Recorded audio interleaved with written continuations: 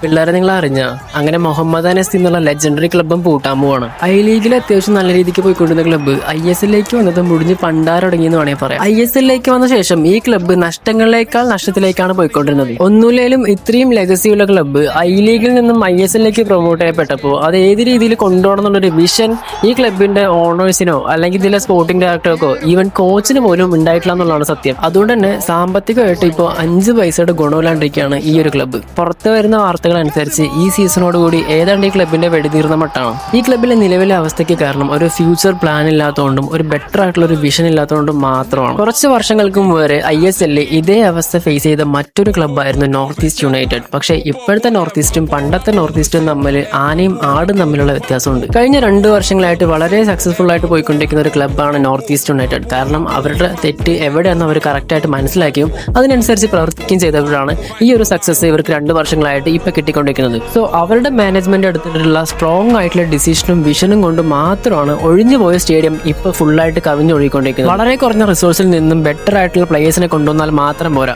അതിനെ മെയിൻറ്റെയിൻ ചെയ്യാനും കൂടെ മാനേജ്മെന്റിന്റെ കഴിവ് വേണം. ആ ഒരു കഴിവ് തീരെ ഇല്ലാണ്ട് പോയ മറ്റൊരു ക്ലബ്ബാണ് നമ്മുടെ കേരള ബ്ലാസ്റ്റേഴ്സ്. അപ്പൊ എന്തായാലും മുഹമ്മദ് അനസിയുടെ കാര്യത്തിൽ തീരുമാനം എന്നാണ് തോന്നുന്നത്. സോ നിങ്ങളുടെ അഭിപ്രായം എന്തായാലും താഴെ കമന്റ് ബോക്സിൽ ഒന്ന് കമന്റ് ചെയ്യുക. വീഡിയോ ഇഷ്ടപ്പെട്ടാൽ ലൈക്ക് ചെയ്യുക, ചാനൽ സബ്സ്ക്രൈബ് ചെയ്ത് സപ്പോർട്ട് ചെയ്യുന്നവരും പരിഗണിക്കുക.